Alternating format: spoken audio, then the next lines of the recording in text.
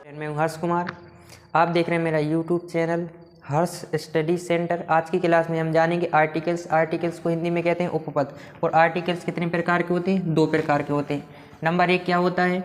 Indefinite articles, जिसमें हम N का प्रयोग करते हैं। और दूसरा होता है डेफिनिट आर्टिकल्स, जिसमें हम दा का प्रयोग करते हैं। इंडेफिनिट में क्या है कि अनिश्चित संज्ञाओं से पहले एन का प्रयोग किया जाता है, और डेफिनिट का मतलब होता है कि निश्चित संज्ञाओं से पहले हम दा का प्रयोग करते हैं। इसके बाद हमको पहला पढ़ना है इंडेफिनिट आर्टिकल्स, यानी कि अनिश्चित उपपद, जिसमें हम किसका प्रयोग करेंगे, किसका प्रयोग जानेंगे, ए और एन का प्रयोग जानेंगे कि कहाँ पे हमको ए का प्रयोग करना है और कहाँ पे हमको एन का प्रयोग करना है। तो आज की क्लास बहुत इंपॉर्टेंट होने वाली है, जिसमें हम आपको ए और एन का बेहतरीन कॉन्सेप्ट बताएंगे। तो देखिए ज़रा, रूल नंबर फर्स्ट है कि काउंटेबल नाउन से पूर्व ए एन का प्रयोग करते हैं। काउंटेबल नाउन का मतलब क्या होता है कि काउंटेबल नाउन ऐसे होते हैं जिनकी हम गिनती कर सकते हैं। 2 एप्पल 3 एप्पल जिसकी हम गिनती कर सकते हैं, और वो क्या कहलाती हैं? Countable noun. उसके पहले हमको ए एन का प्रयोग करते हैं। अब देखिए ज़रा, ए एन का सही प्रयोग क्या है, ये आज हम आपको इस वीडियो में बताएंगे। तो देखिए ज़रा, जैसे ये लिखा है अम्ब्रेला, अम्ब्रेला लिखा है, अम्ब्रेला का मतलब होता है छाता। इसके पहले हमने एन लगा दिया। और ये लिखा है यूनिवर्सिटी, इसके पहले हमने ए लगा दिया। हमने छोटी क्लास में पढ़ा है कि यदि नाउन का पहला वर्ड, ये पहला वाला वर्ड AEIOU, इनमें से कोई आता है तो हम क्या करते हैं? एन का प्रयोग कर देते हैं। ये हमने छोटी क्लास में पढ़ा है। लेकिन यहाँ पे भी तो यू जो है, पहला वर्ड यू आया है, लेकिन इससे पहले हमने ए लगाया है। ऐसा क्यों? तो देखिए ज़रा, इसका सही तरीका क्या होता है कि यदि जो नाउन है, नाउन के पहले वर्ड की ध्वनि यानी कि स्वर, बोलने पर जो स्वर, यदि बोलने पर स्वर आ से आह, खाली आ से आहा, इसके बीच में, इसको बोलने पर इससे आ और आहा के बीच में कोई स्वर आता है तो उसके पहले हम क्या करेंगे? एन लगाएंगे। और यदि आ से आहा के बीच में बोलने पर स्वर, पहले वर्ड को बोलने पर आ से आहा के बीच में स्वर ना निकले तो क्या लगाएंगे? ए। अब देखो ज़रा, इसको हम क्या पढ़ते हैं? अम्ब्रेला। क्या पढ़ते हैं इसको? अम्ब्रेला। यही पढ़ेंगे ना। अम्ब्रेला का पहला वर्ड क्या आया? बोलने पर स्वर पहला क्या निकला? आ। तो आ और आहा के बीच में है ये आ, तो इसलिए हमने इसके पहले क्या लगा दिया? एन लगा दिया। दूसरा क्या लिखा है? यूनिवर्सिटी। इसको जब हम, ये क्या लिखा है? यूनिवर्सिटी। यूनिवर्सिटी का मतलब होता है विश्वविद्यालय। जब हम इसको यूनिवर्सिटी पढ़ेंगे, इसको हिंदी में कैसे लिखेंगे? यूनिवर्सिटी, इस तरीके से। तो इसका जो पहला वर्ड आया है वो क्या आया है? व्यंजन आया है। यानी कि का से लेकर के ज्ञा के बीच में क्या होते हैं? सभी व्यंजन। और ये क्या कहलाते हैं? स्वर कहलाते हैं। तो ये जो पहला वर्ड आया है, या आया है, ये क्या हो जाएगा? एक व्यंजन हो जाएगा। जब व्यंजन हो जाएगा तो इसके पहले क्या लगा देंगे? हम ए लगा देंगे। चलिए कुछ एग्जाम्पल से हम अच्छे से क्लियर हो जाएगा कि कहाँ पे हमको ए लगाना है और कहाँ पे हमको एन लगाना है। तो चलिए आगे देखिए इंडेफिनिट आर्टिकल्स के कुछ एग्जाम्पल से, जिसके थ्रू हम जानेंगे कि कहाँ पे हमको ए का प्रयोग करना हो, कहाँ पे हमको एन का प्रयोग करना है। जैसा कि हमने अभी आपको बताया कि यदि नाउन का पहला वर्ड, ये क्या लिखा है, इसको हम हिंदी में क्या पढ़ेंगे? आवर। क्या पढ़ेंगे? आवर। यदि नाउन को हिंदी में बोलने पर उसका पहला अक्षर आ से आहा के बीच में, आ से आहा के बीच में आता है तो उसके पहले क्या लगाना है? एन लगाना है। क्लियर? इसके बाद दूसरा क्या लिखा है? हाउस। इसको हिंदी में लिख लो। हिंदी में कैसे लिखेंगे? हाउस। कैसे लिखेंगे ना? तो इसका जो पहला वर्ड आया है, इसको हम बोलेंगे हाउस। तो पहला वर्ड इसका क्या आया है? व्यंजन। क्योंकि हिंदी के स्वर क्या होते हैं? आ से आहा तक ही होते हैं हिंदी के स्वर। ठीक है। अब ये जो हा आया है, ये क्या हो जाएगा? व्यंजन। ये हिंदी का क्या होता है? व्यंजन होता है। तो इसके पहले हमने क्या लगाया? ए लगाया।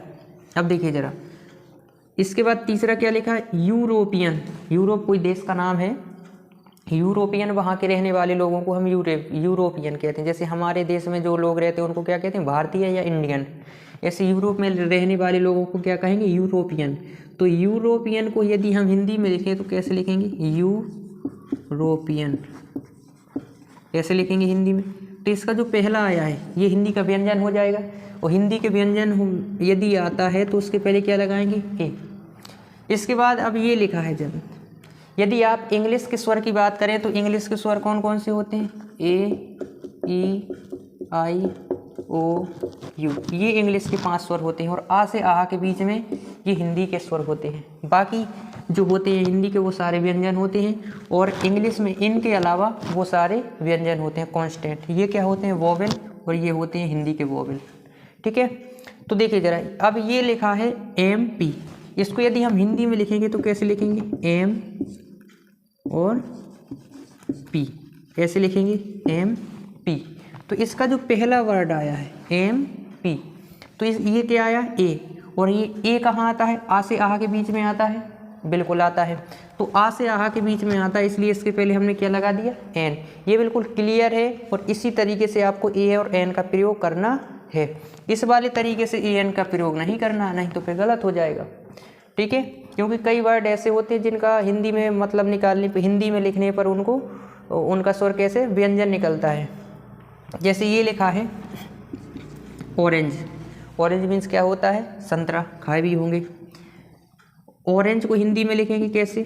ऑरेंज, ऐसे लिखेंगे। इसका पहला वर्ड क्या आया है? ओ, जो कि आ से आहा के बीच में आता है, इसलिए हमने क्या लगा दिया?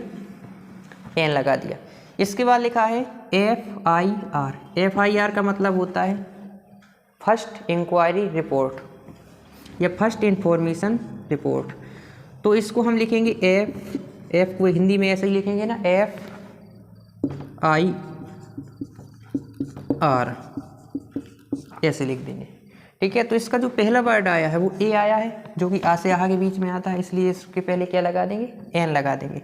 इसके बाद ये लिखा एम एल ए। एम को हिंदी में कैसे लिखेंगे?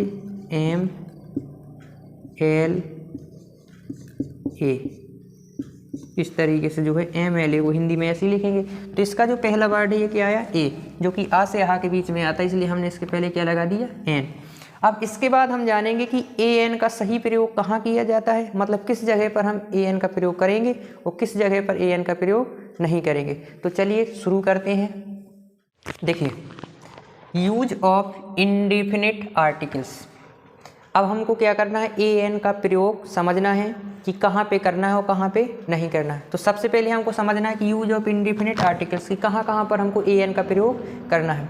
तो नंबर 1, सिंगुलर काउंटेबल नाउन से पहले ए एन का प्रयोग करते हैं। सिंगुलर काउंटेबल नाउन, सिंगुलर का मतलब एक वचन होना चाहिए, केवल एक होना चाहिए। और काउंटेबल नाउन, नाउन ऐसी होनी चाहिए जिसकी हम गिनती कर सकें। सिंगुलर काउंटेबल नाउन से पूर्व ए एन का प्रयोग करते हैं, जैसे कि आई हैव ए पेन, मेरे पास एक पेन है। आई हैव ए पेन, मेरे पास एक पेन है। लेकिन काउंटेबल नाउन, नाउन जो है हमारे पास जरूर होना चाहिए। नाउन यदि नहीं है तो फिर हम ए एन का प्रयोग नहीं करेंगे। दूसरा एग्जाम्पल्स क्या है? Ram has an umbrella. अब अम्ब्रेला के पहले हमने एन लगा दिया, क्योंकि अम्ब्रेला को हम कैसे लिख सकते हैं? अम्ब्रेला, जिसमें हमारा पहला वर्ड क्या आएगा? आ से आहा के बीच में आएगा, इसलिए हमने एन का प्रयोग कर दिया। इसके बाद दूसरा है नियम कि एक्सक्लेमेटरी वाक्यों में व्हाट या हाउ के बाद व सिंगुलर काउंटेबल नाउन से पूर्व ए एन का प्रयोग करते हैं। तो देखो, जो एक्सक्लेमेटरी सेंटेंस होते हैं वो उसमें क्या होता है कि आश्चर्यजनक बातें की जाती हैं। जैसे कि अब ये एग्जाम्पल्स लिखा है, what A grand building. What का मतलब यहाँ पे क्या नहीं है, व्हाट का मतलब है कि कितना या कितनी। व्हाट ए ग्रांड, कितनी उस ग्रांड का मतलब क्या होता है? शानदार। बिल्डिंग्स का मतलब क्या होता है? इमारत। तो कितनी शानदार इमारत है, इसमें क्या हो रहा है? उसको आश्चर्य हो रहा है, इसलिए ये कौन सा सेंटेंस है? एक्सक्लेमेटरी। तो एक्सक्लेमेटरी सेंटेंस में व्हाट या हाउ के बाद, व्हाट या हाउ के बाद, तो व्हाट या हाउ के बाद और सिंगुलर काउंटेबल नाउन से पूर्व यानी कि पहले। तो काउंटेबल नाउन क्या है? बिल्डिंग्स। इसके पूर्व हमने काय का प्रयोग कर दिया?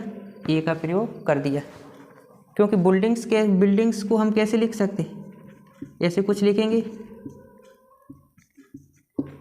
तो पहला वर्ड क्या आया? व्यंजन, इसलिए हमने क्या कर दिया? इसके पहले ए लगा दिया।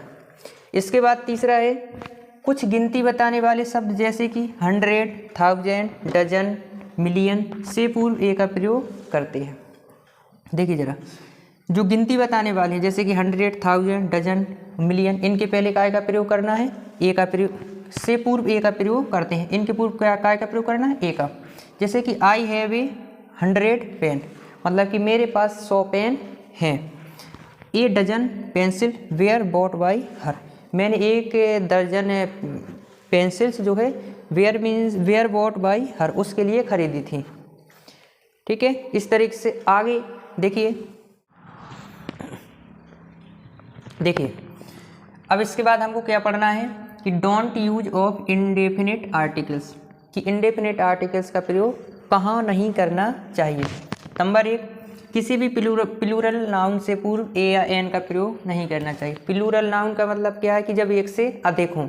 एग्जाम्पल्स के लिए ए बॉयज़ हैव कम, अब बॉयज़ कैसे हैं, एस लगा है, इसका मतलब कि बॉयज़ जो है एक से अधिक है, इसके पहले हम ए का प्रयोग नहीं कर सकते, है ना, इसलिए ये सेंटेंस क्या है, गलत। सही सेंटेंस कैसे बनेगा कि द बॉयज़, प्लूरल नाउन्स के पहले क्या आता है, द आता है, इंडेफिनिट आर्टिकल्स आता है, तो द बॉयज़ हैव कम, इस तरीके से ये सेंटेंस जो है सही सेंटेंस बन जाएगा।